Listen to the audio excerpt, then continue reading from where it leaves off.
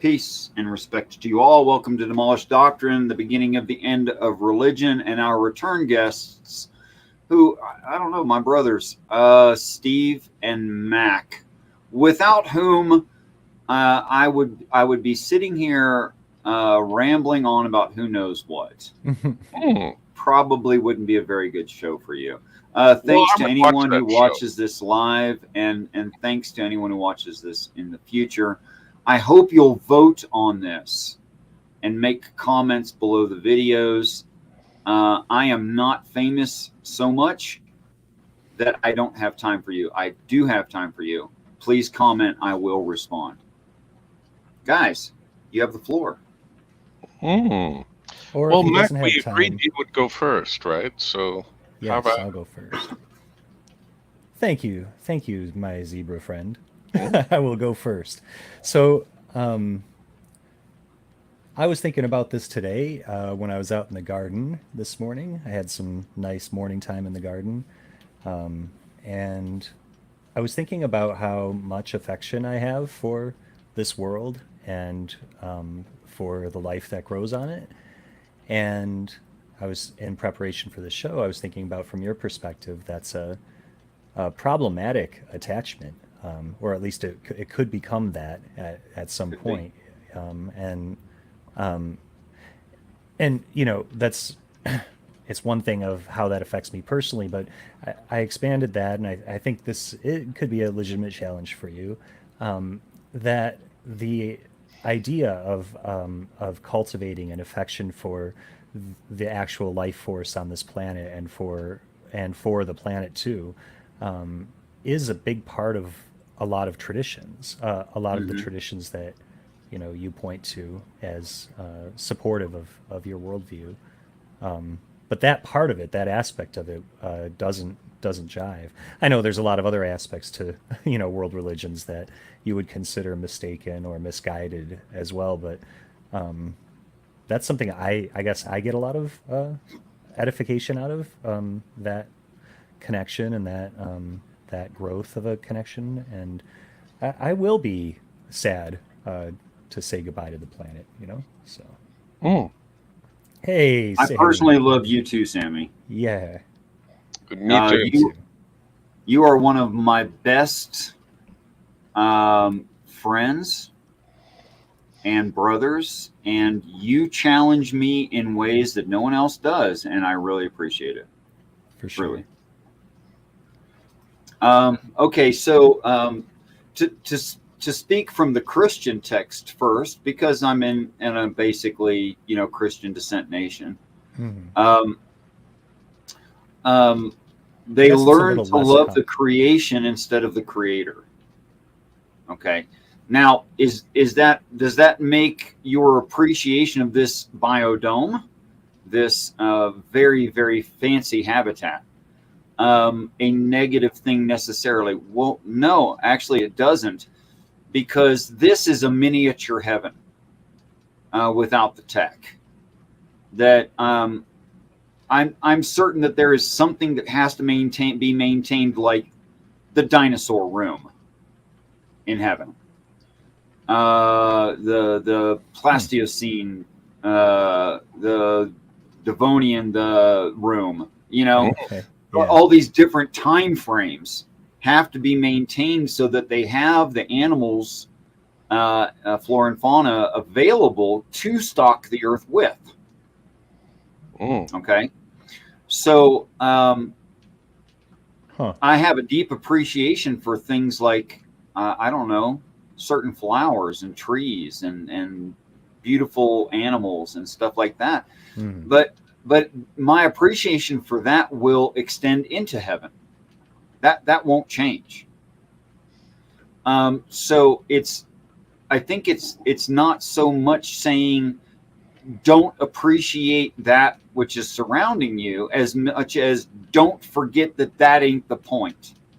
I think and there are people who get very into saving the earth. Saving the earth is a very satanic message compared to religious statements. If you think that you can stay here and humankind can stay here forever. That's what I mean by you. Can stay here forever, and there's never going to be an ascension. And because of that base idea, you dismissed or rejected heaven on its arrival or continuously for the next 3.5 years after its arrival, then you've condemned yourself. Your flesh will end, and that's not a good idea overall. Sir? There is a notion, I think it's called MacAHuman, and the idea that seems to occur repeatedly is that the spiritual is good, but the physical is evil, and that we are humans because we have souls, or sort of in torment because the physical being evil is at odds with our spiritual nature. And this even led to one point to a cult of Christians who believed that Christ was the devil because it was physical, and God was, of course, good. I just because I thought it was interesting. No, that's accurate. It's a recent development, as you somewhat indicated, and there are still different degrees of assignment of value within certain doctrines of certain churches worldwide that still feel that way about it. What do the stories have to say about it? In the idea of like a reincarnation, should you die and then the ascension happens, whether you call that the Summerland, Valhalla, heaven, whatever you call it, you will be a physical being perfected in that state. And I think the entirety of that mindset that all the physical is bad, it is strictly against the stories, peace and respect, also Pixie Storms.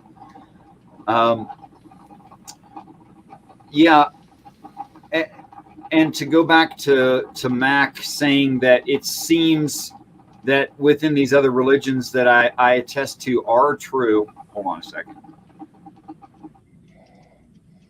You know, I'm just not going to be able to do anything about that coffee pot. Is that too loud? Is that bugging you guys? No, it's fine. It reminds me of coffee. It reminds me of coffee. In fact, I'm going to have some. Go for it, man.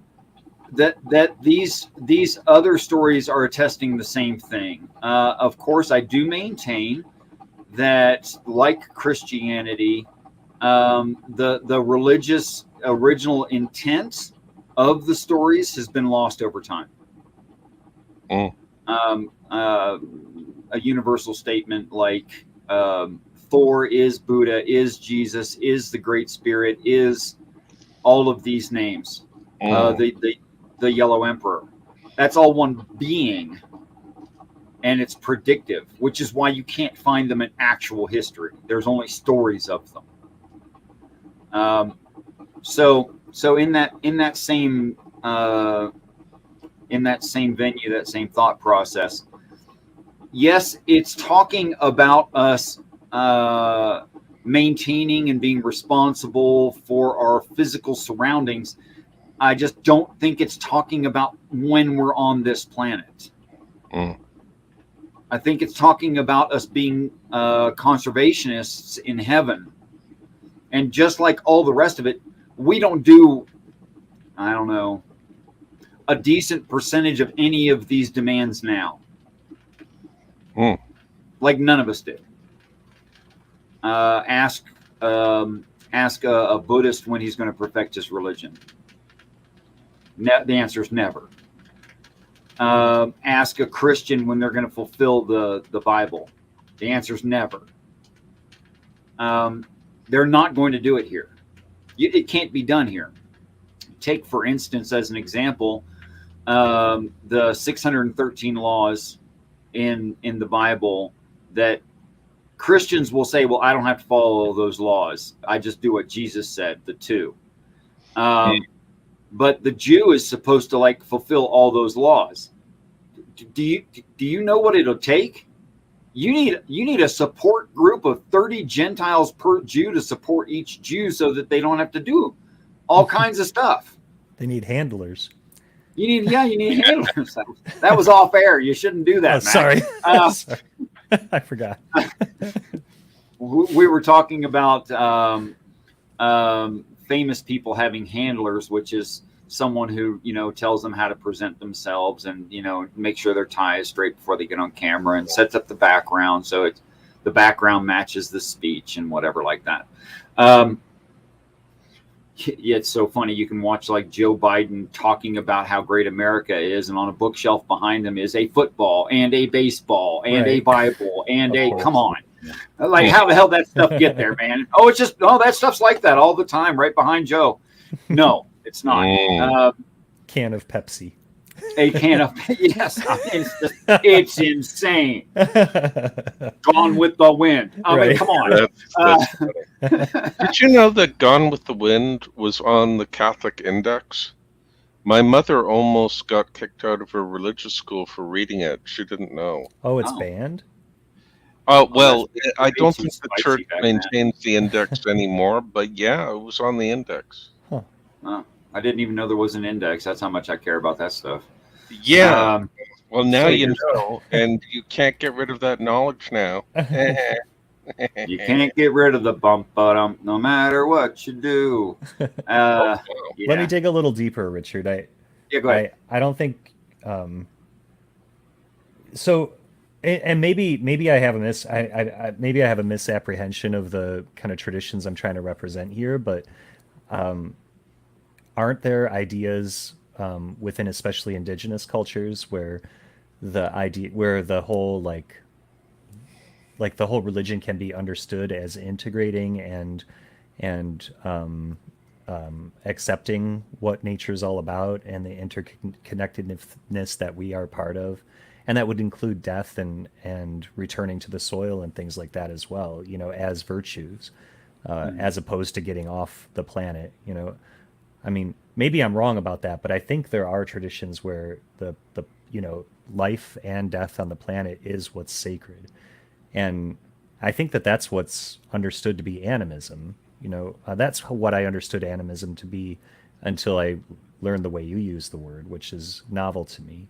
I always understood it to be a type of primitive religion that isn't really a doctrine-based thing. It's just hey, Titan.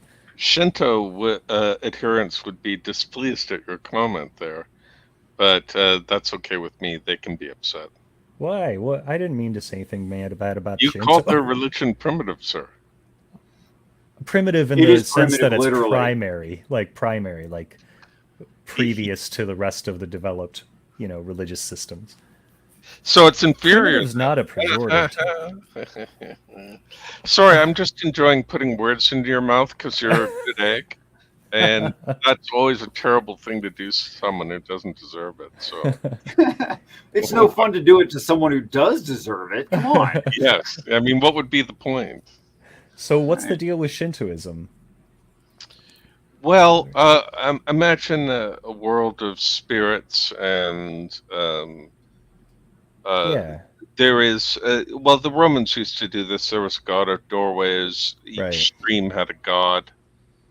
Each river had a god, and they weren't all as powerful as Zeus, obviously, but no. And so that you're in a world filled with spirits, essentially. I don't know much more than that when it comes to Shinto, but in Japanese literature, they often have beautiful books. There's one called,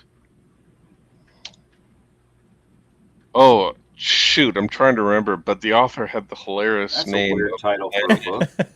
Banana Yoshimito. And he entitled it, "Oh shoot, I'm trying to remember." Yes, that's exactly what. Weird guy. I will try and find it. But the first story is about a woman who comes to believe that there is a ghost of her grandmother in her kitchen. Yoshimito. There she is. She's a Japanese writer, and she's probably written a lot more since I read her first book. Wait a minute. Wow. Is this supposed to be an explanation of their religion? Wow, she was born the same year I was. No, it was just me leaping from one thing to another because it involved an idea that comes from Shinto. That's all. Okay. And that idea is the hungry ghost. Kitchen. Her book was called Kitchen, and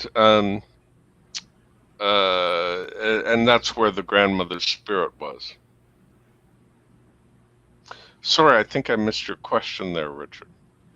Was the grandmother a hungry ghost? I don't know. I don't remember now. It's too It many seems years ago. apropos or too convenient that the ghost is in the kitchen, and what that would mean to those people. Holy crap! That was written in that was published in 1988. My God, that's how long ancient. it's been. Well, I was You're born getting in old. That's Yeah. right.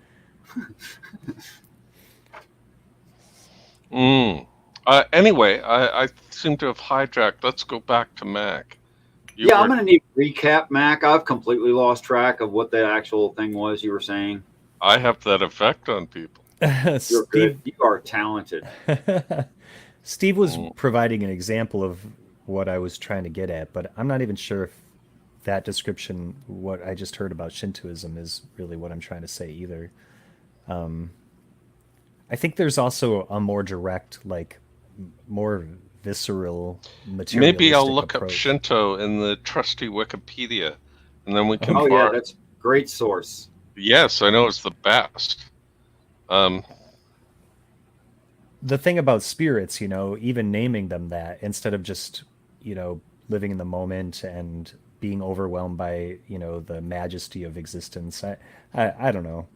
It's probably too amorphous of a concept for me to try to wrap some words around. But I guess what it really boils down to is a mindset where actual like existence on this planet, biological existence on this planet, is what's sacred and is what's holy. And there doesn't even really need to be a deity in that kind of a worldview. There's just what is. And as much as I'm fond of God and I do believe in God, like I think that there is an existing and very ancient worldview where there's not even a God to invoke. There's just depends there's on how just you the look world. at it. I think it really depends on how you look at it. Like, okay, there's no religion that doesn't claim that the earth will come to the truth. Okay, and all of us, and simultaneously holding the truth, whatever that is. And one way to say it is everyone becomes a Christian, everyone becomes a Jew, everyone becomes Islamic, everyone becomes Shintoist. But all of them claim this. Okay. I think to that part of the world, and especially in the time frame where that began, to say there is no God is to say that there's only reality. Okay. And what they mean by reality is what the truth is. And not some subjective opinion of mine, but what the actual truth is outside of me, the objective truth. Right. To come to the objective truth is to have all things shown you.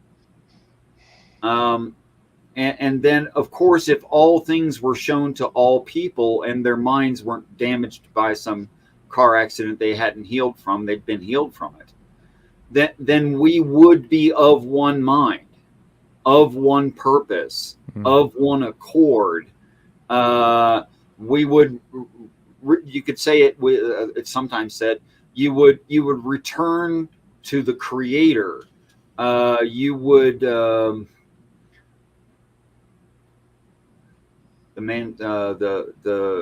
monk goes to New York to find enlightenment. You know this joke? Yeah, the hot dog.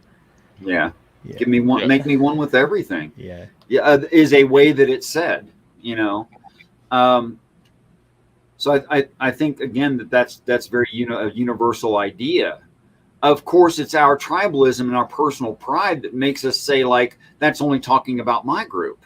Right. My group gets the truth. All the rest of you guys are screwed. Because I happen to stumble across the correct religion, the only right one, and boy, am I lucky. I'm born where I was, because y'all are going to hell. But that's just tribalism. That's not very meaningful or deep or well thought out. Yeah, it's just that in-group, out-group nonsense that seems to permeate everywhere. But of course, none of us do it here, no matter what the religion is demanding. You know, in fact, there's only one that does it. Buddhism is for Buddha. Christianity is for Christ, which is all saying the same thing. You could say it several different ways. Mm-hmm. I don't think there was a Zoroaster, for instance. So Buddha, for that matter. Yeah, there was not a physical Buddha on the planet. He's a future event. It's a prophecy, and I think that's always true. But when it's talking in the immediate, okay, I'll try to say it this way. Mm-hmm. If you had just ascended to heaven, and you were part of the integral group of earthlings that had helped in the conduction of heaven, you were part of the pontificating. Say you were an apostle, for instance, mm-hmm. right? Then you just went to the upper room, and you were compelled by the situation and knowing that there's going to be another Earth, and they ask you to write down your present experience, your recently past experience, and you write down what just happened, and you write it down in such a way that it would be understood by some certain ethnic group or social group that you were a part of. Okay. And it could be translated into all the different social understandings. Okay. By what they value and how they think of things, which is very hard to understand for anyone in any particular culture.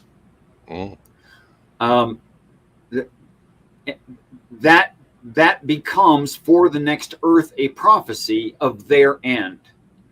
And I mean, there's just no end to the examples I can give of this. From a heavenly point of view, from off of the planet looking down upon it, to take them out of the earth would mean to ascend them into your home. Okay. There's a Native American tradition that says the people apparently lived under the surface of the planet. How do we know that? Because they were taken up out of the earth. But the religion doesn't say they lived in caves at all at any point, or that they ate only mushrooms, or that they had artificial lighting.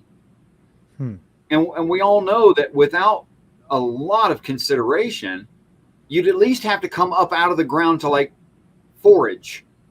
Right. And without a lot of technology, people can't live like that. So we're seeing it again from our perspective in this very limited two-dimensional way, when there's a third dimension of height involved in it from those above, and they're the ones that write it. So when they look down at us to write the story talking about their recent experience, we look at it two-dimensionally from the surface of the earth, and we go, oh, it's talking about us right now. I don't see a way to justify that it's talking about us right now. Especially when we're ruining the planet, we kill each other, we are not loving, we are not of one mind, we don't know the truth. Whatever that truth is, we don't know it. What's that? Zebra asked if you mean the Bible specifically, but I was just pointing out. No, not the Bible specifically, but it's included in it. Yeah. It's included in that mindset. It's just like talking about marriage. Do we have marriages? Yes. Do those in heaven have marriages? No, they're not taken to marriage. Well, why use marriage as an example of anything if there's no marriage in heaven? Well, it's because we're experiencing it right now as part of our natural environment. It's something we do.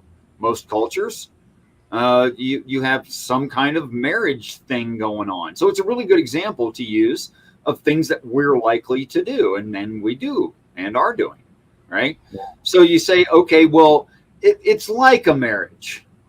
You have the hero, and he's for the people, right? And he's for the people accepting the actual truth, right? That's what the hero is about. That's what he does. And by exposing the truth, he defeats the natural enemy of human beings, and the human beings prosper from then forward.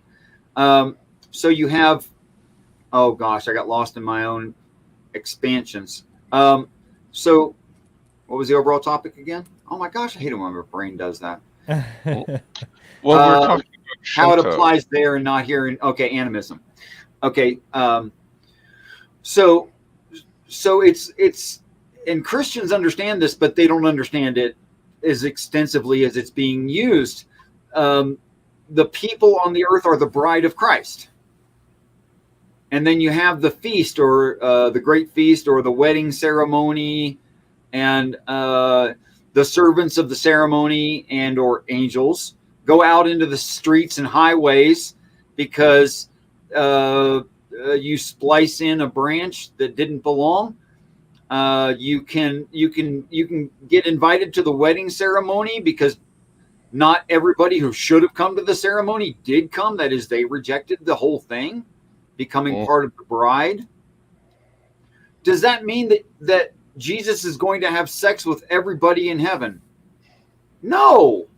That they're going to have babies together, like guys, and Jesus going to have babies? No, it doesn't mean that. It's not that kind of a wedding.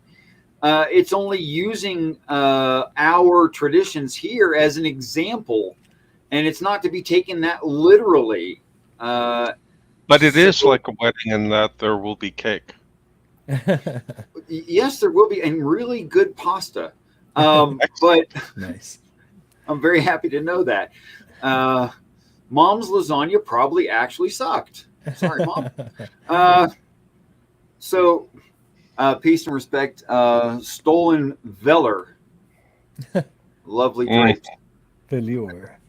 I think it's the first time I've seen you here. I hope that this show will cause you thoughts that maybe you've never had before, which would be excellent.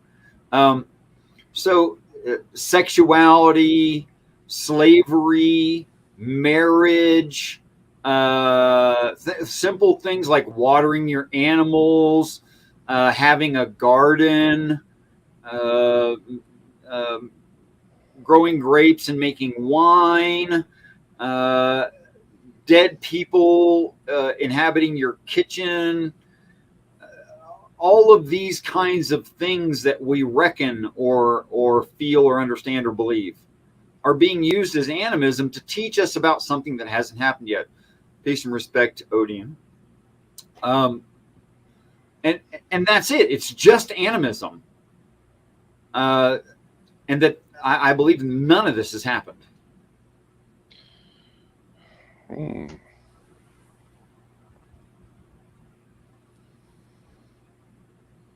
Wow, that was a real party killer, wasn't it? Yeah. Sorry. Well, what do you? I mean, especially for Zebra. I mean, he's not going to argue that the stuff happened. You're not going to get an atheist to be like, "Oh Right. no, actually, Jesus walked on water." And look, so is there water on the planet? Yes. There's a large amounts of water on the planet. Yes, but you can't have both terrain features and the amount of water here cover all of the terrain. Right. That's not going to work out. There's just not enough water to do it. So you have to ask the Christian, well, if it's talking about a literal H2O flood, where'd the rest of the water go? And some of the more thinking people say it was local. It was a local flood. Fine. A local flood over the mountains. What contained it? What kept it local? See, that doesn't work either. Well, remember, a lot of the water that caused the flood came from the fountains of the deep, and then they returned from where they came. A person should read that part for themselves and stop believing Christians. I'm getting an annoying Christian. What it actually reads is that eyes in the landscape opened up, and out came things that cry. That's what it actually reads. It doesn't. You could say it, the fountains of the deep burst open and waters poured forth. You could say it that way, but that's not the obvious intent of the words being used. Like a spring is not eye-shaped. Water doesn't cry. Well, the earth was crying, you see. Birth canals are at the end of them, eye-shaped, and what comes out of them does cry. I've heard it. Been there for a few deliveries, and as a matter of fact, they cry. It's absolutely true, which is consistent. Those words and the way that they're being used is consistent with the only definition given for the word waters in the text of the Bible. So it's not changing the topic. It's just tradition of Christians that it's talking about H2O when it literally can't be. And there's no evidence to that effect. So, physical events should leave physical evidence. Or else, oh my God, there's no science. There's no archaeology, there's no history, there's no nothing if physical things leave no physical evidence. I actually had somebody tell me today on James Apperson's channel, which I recommend, was a guy who calls himself Peter W. And he's a newly reformed Christian, or newly Christian again, or however you say that. Anyway, I said the Bible defines waters as peoples, multitudes, nations, and tongues, and it literally does. And that's not a literal definition, that's a usage definition. It's defining how it's being used, not the word. The word is waters. We all know what the heck waters are, but it's saying how it's using the word waters, and it defines it very, very clearly. It says is, not like is. Actually are, but it's direct one-to-one. It's the same thing, like Clark Kent is Superman. It's like that. So there's no denying the usage definition. And he says, I don't know, that's interesting, but I think that's a bit of a stretch. I said, oh, really? That's a stretch.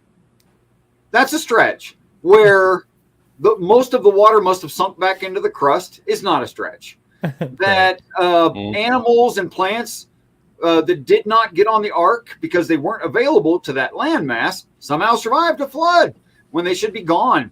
Like, how the hell do you have a bullet ant in Australia, for instance? Well, You can't have a kangaroos bullet are ant terrific in swimmers. Australia after the flood. What's that?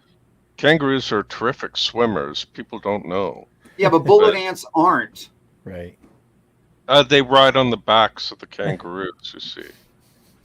The Sorry, fish. I just wanted to be an annoying Christian. Again, I was enjoying myself. Of course, the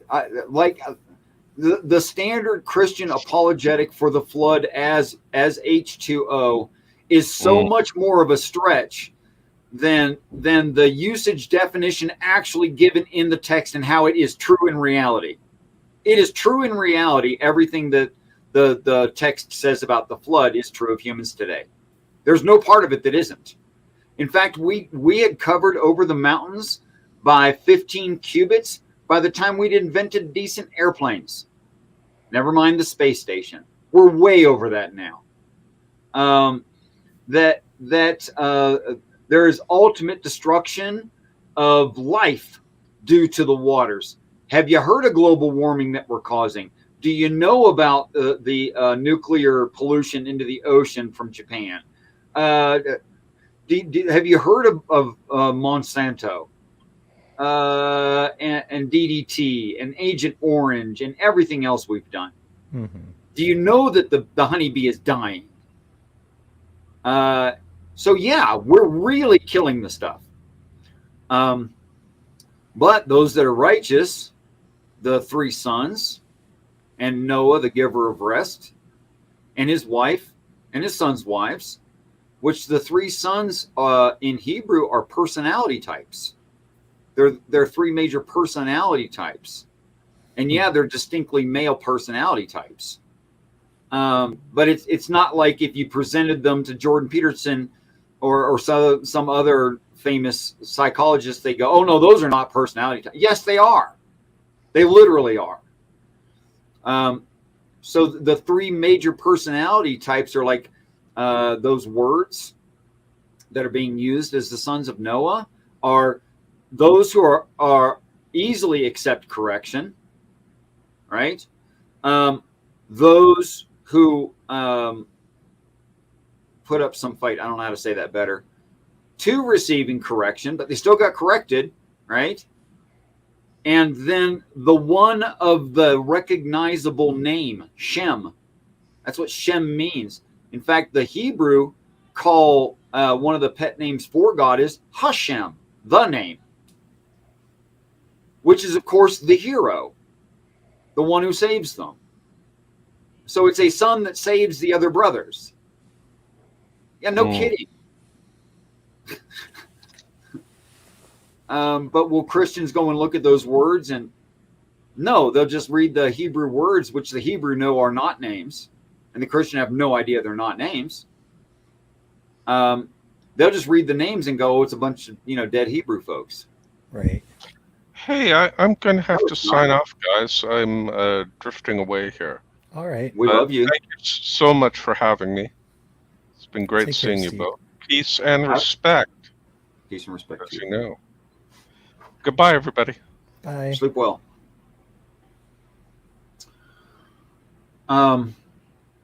So I try not to say things like, dear Mr. Christian, Mrs. Christian, you have not read a Bible. But factually, it's true. They have not read it. They have no idea what it says. Mm-hmm. All they have is their tradition and the interpretations. That's true. That the interpretations are not consistent within themselves. God is love. Drown the babies. Right. Sure. Yeah. And this is what they want to stay with. Yeah. What's that? And, all of the denominations just lead to more tribalistic thinking. And, this is specifically the kind of Christian I am, which is the right kind, of course. And yeah.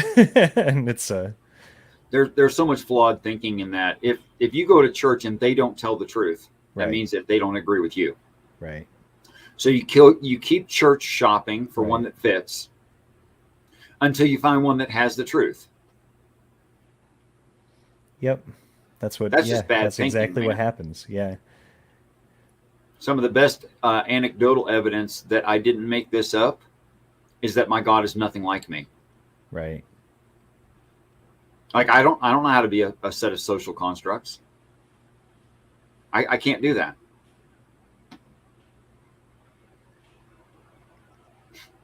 That's interesting. Do you aspire to embody those, those virtues? Is that like I a work fail that a you're lot, engaged but in? I sure am trying. You do try, yeah. That's I cool. think it's honorable to try. Me too. I mean, the only me problem too. I is think that- it's honorable. I don't know if I always try. No, I mean, I admit I fail. Like, I still fall for tricks. Like when, which I said I wouldn't say his name, but then he used my name, which was part of the agreement that I wouldn't use his name, is that he wouldn't use mine. And he Oh. broke that quite immediately. So I'm free to say that when I cornered Jill on points from within the Bible Mhm. that are contradictory from within his view, where he says there's no contradictions, and in Right. his view there are contradictions, and I pointed one out, he attacked my military record. Right. And I totally went for it. And as Jay Pasick said, my cheese slid off my cracker. I got pissed. That's a great metaphor. I don't know why it's a good. Can you explain that to me? It's just a frustrating moment when that happens. You've got your cheese cracker all, and it slides off. It's just, I was ready to take a bite. Good. Yeah. Thank you. I didn't really understand why that would make sense in that context, but thank you. Nope. No, that works great. I dropped my toast butter side down. Right. Something like that. Yeah. Ah! Yeah. Okay, I get it. It's always a good idea to paraphrase the explanation that someone gave you so that they can understand you understand rather than assuming. All right, so that's what I try to do.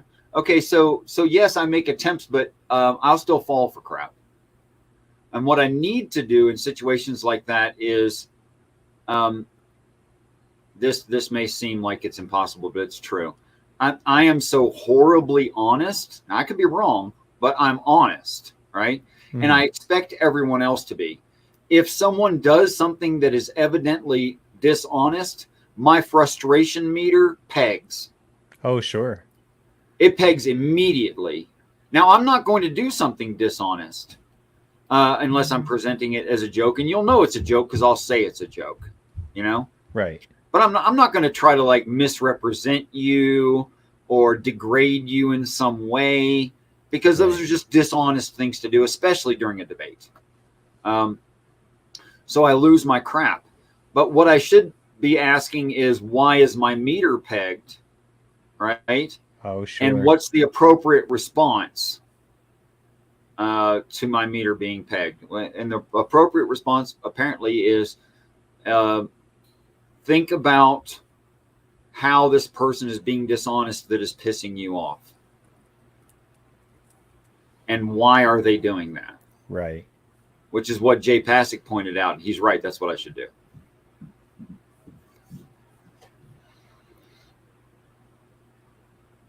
Which would be the virtuous, move in that.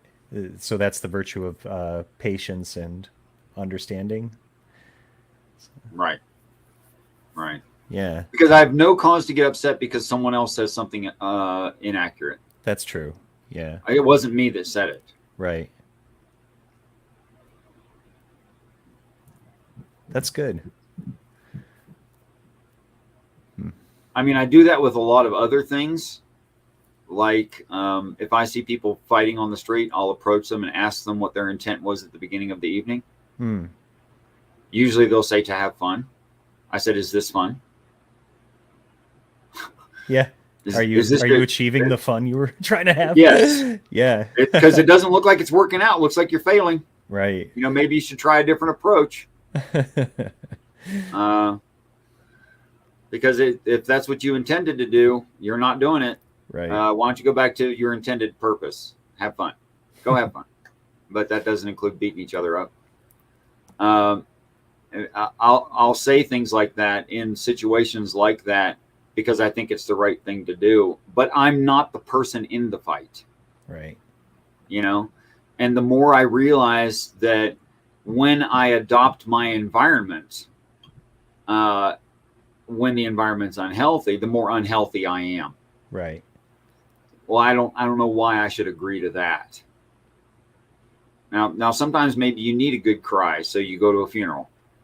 Maybe it's not even somebody, Sure. A funeral for someone you knew, but you just need a good cry. Sure. Well, that's fine. And sometimes you go to a party because you need to dance. Right. But at no point should I be thinking I am the funeral. All right. Right. And I need to do that more. I need to apply it always, not just when it's easy.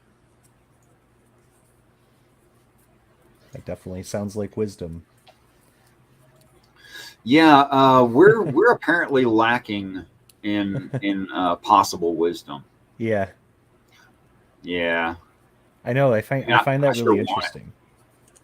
What's that? I remember one of our first conversations, you said something about how,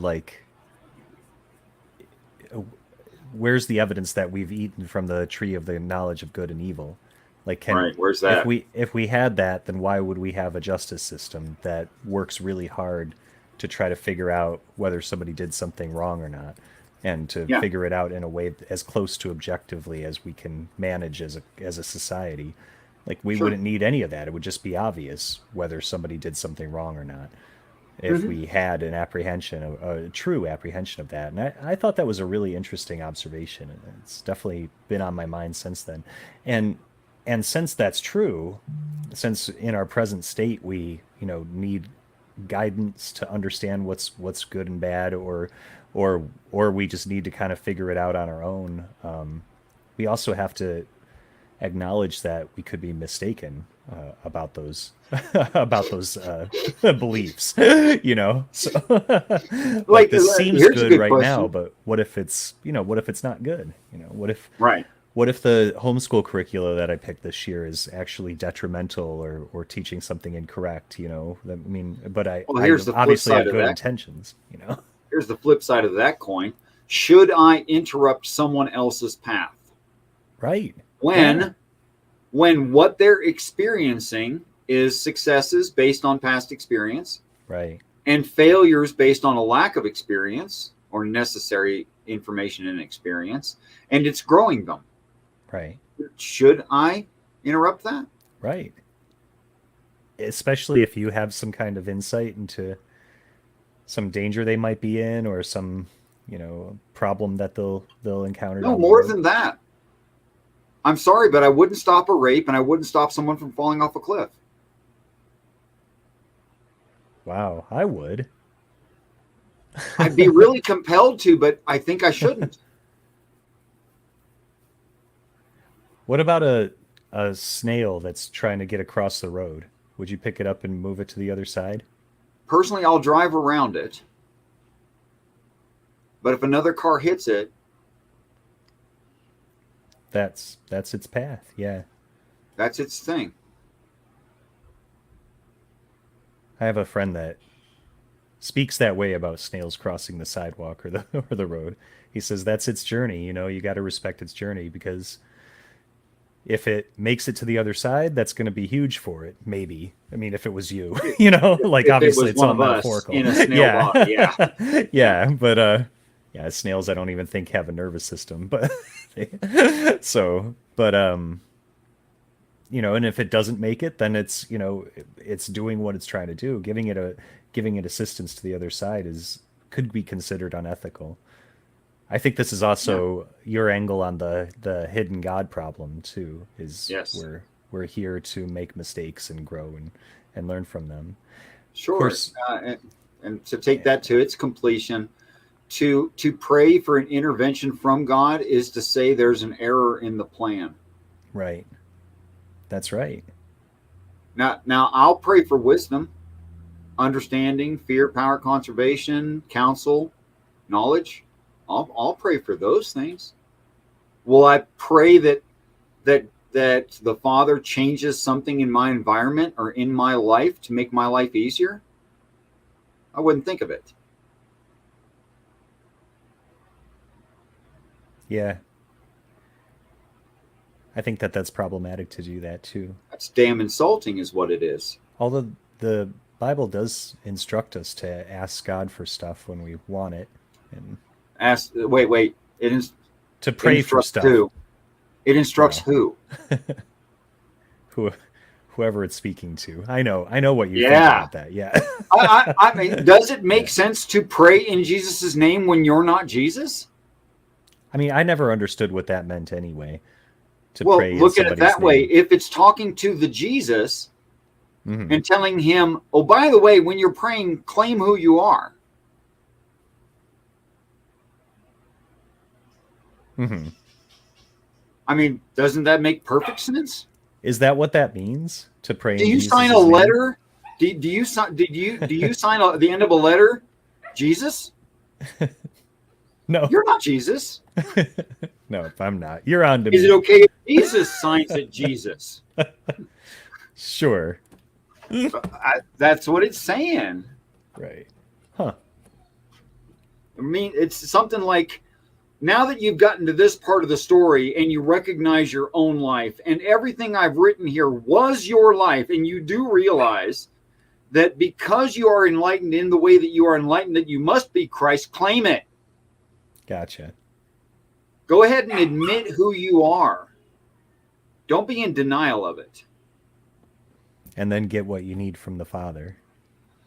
Yeah, and everything that Jesus asks for during end times with heaven in the sky will be fulfilled. Flip side of the same coin, Christians do worse than dash their foot against a stone. Right.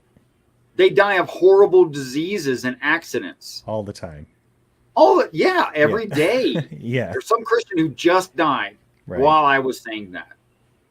So not the intended reader. And the promises would be ridiculous if it was to everyone who thought they should read it. What do you have? Let's say, just for argument's sake, there's 1 million Christians that go to heaven. And the book is intended for them to be the reader, and it's promising things to them. You now have 1 million names of the new heaven, 1 million names of the new God, 1 million secret names that no one knows except for that one.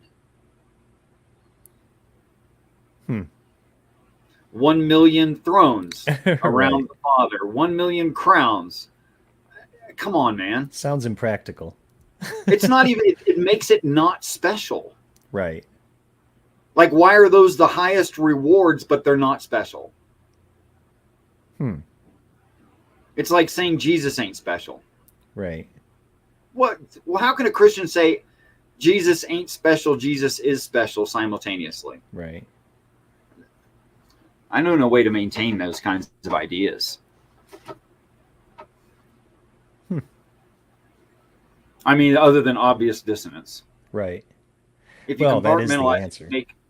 if you make yourself the reader as if you're supposed to be Jesus, knowing you can't be Jesus and that only Jesus is Jesus, you're just compartmentalizing. Those things don't make sense together. Right. And that's not even getting out of the Bible and into like science and physics and the natural realm. It's not even getting in that. It's not even getting close to that. Right. That's just within what they say.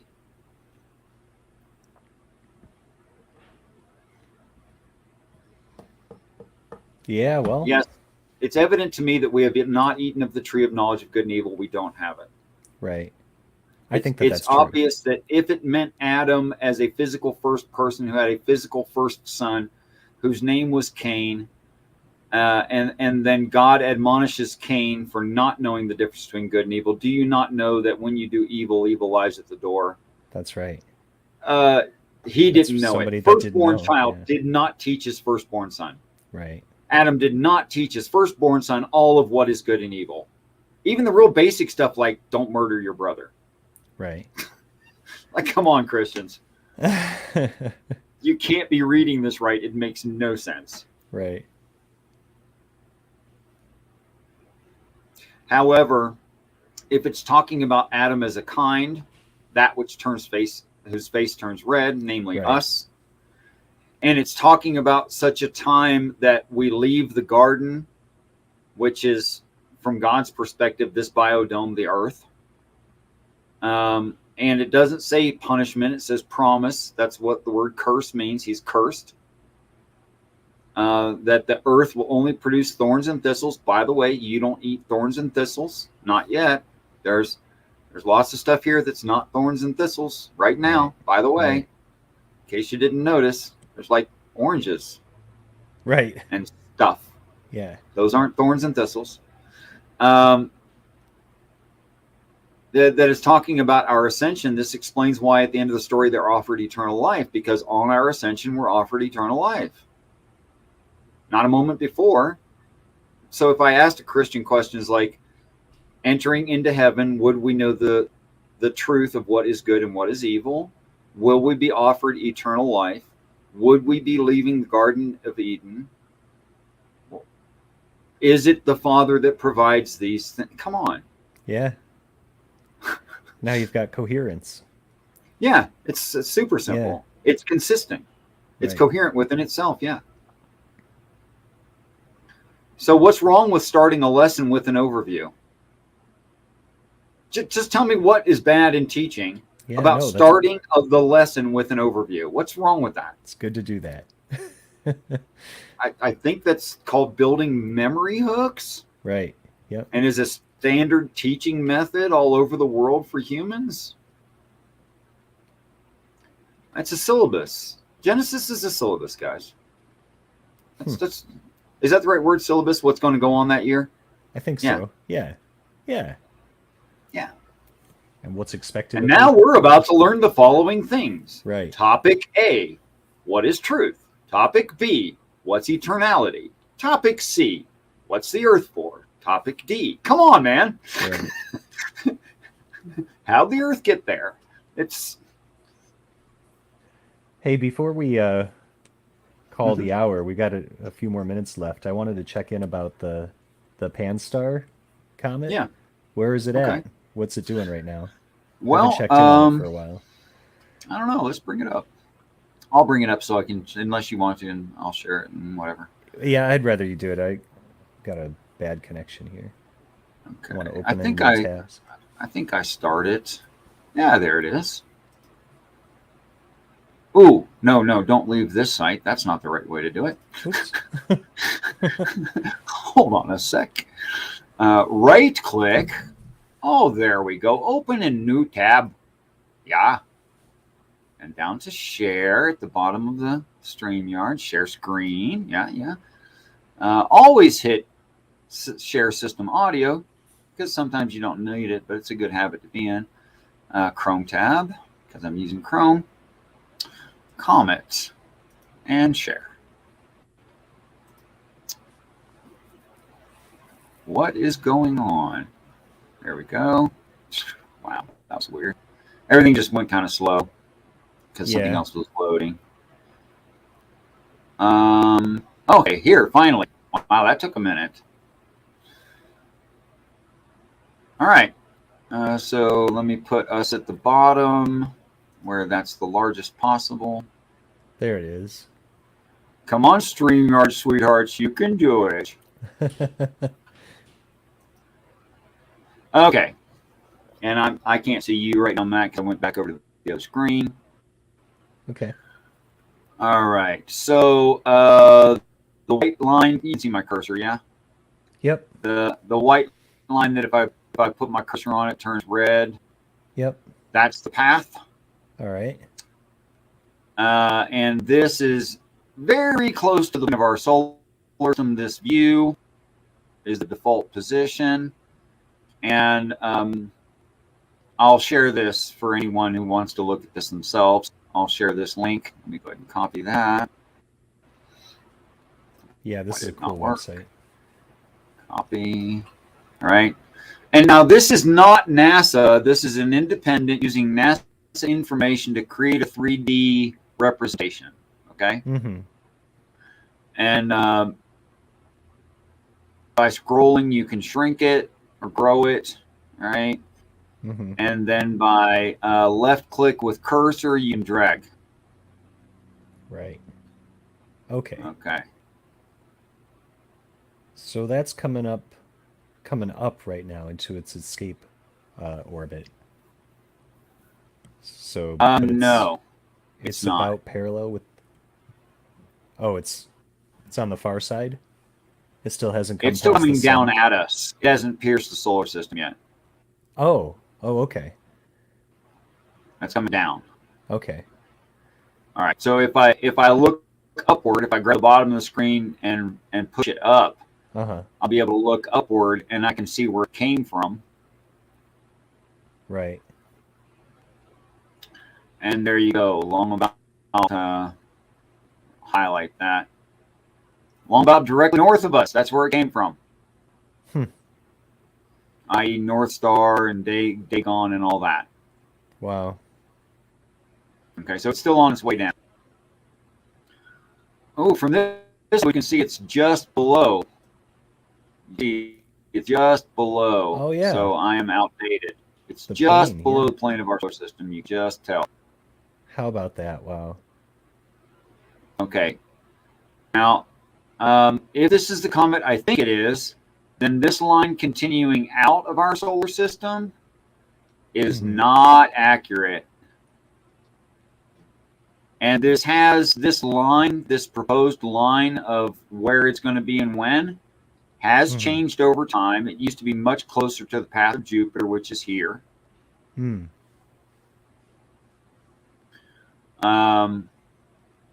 It's now much closer to Mars. If this is the comet that I think it is, what it's actually going to do is this loop on the bottom here is going to be much tighter. It's going to get much, much closer to the sun on its exit, and it's going to hit the planet Mercury. That's if it's the one that the prophet is talking about. Sure, it may not be. Wow, it's taking forever to switch. Maybe I should close out some of the stuff I don't need.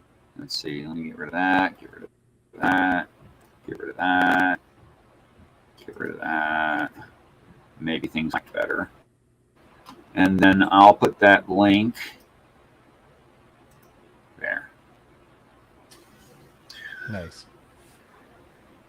That's a big change in the orbit. On the path? Yeah, that'd be a big adjustment to get it close enough to get into Mercury's orbit. It would be. Of course, the likelihood of iron combining with carbon to create steel, becoming formed into solid, ring-shaped, rod-shaped, and body-shaped parts falling together as a car, highly unlikely. Right. But if you add intelligent interference, you're like, sure, it happens all the time. So you're saying this thing could be steered, or is being I steered? think those who could cross a galaxy could have the ability to steer a dumb rock flying through space. Yeah, Sure. and I think I the guess rock it would won't just. even object.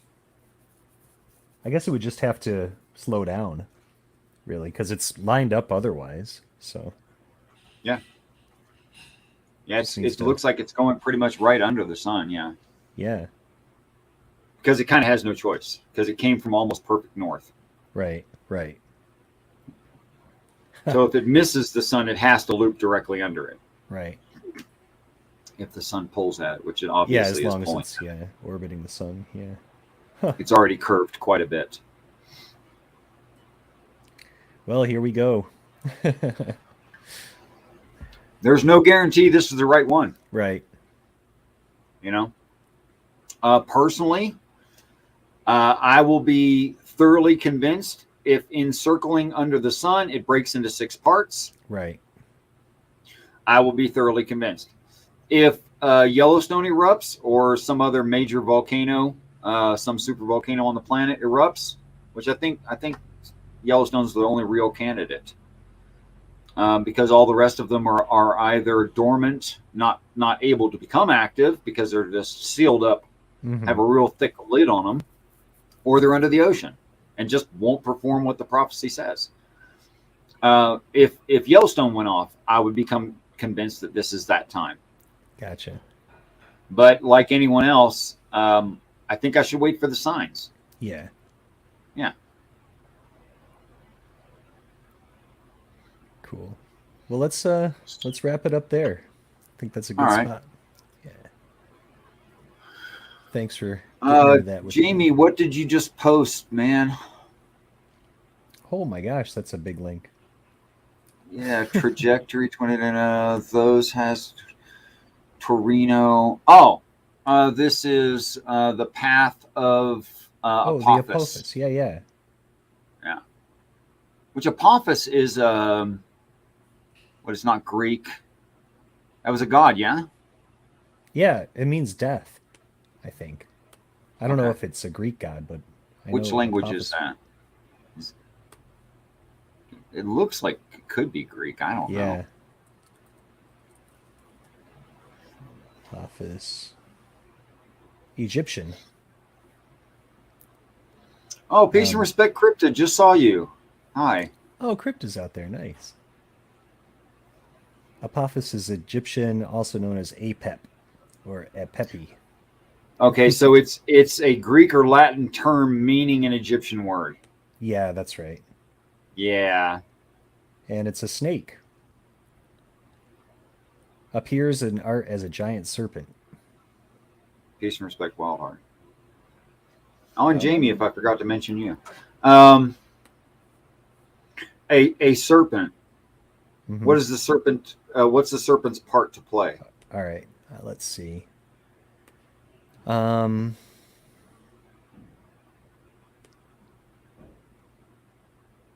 He embodied chaos and was thus the opponent of light and order / truth. Okay, so that it's the Chaos Waters snake narrative. Okay.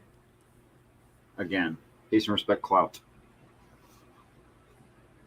I'm trying to do like my best German accent to say clout. Hope it's coming out close.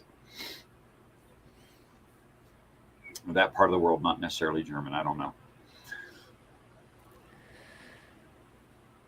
All right. Well, thanks for everybody coming by, and peace and respect, Richard, as always. And he just closed the show, so I don't have to. I want you all to know that I truly do look forward to the day that we're all great friends.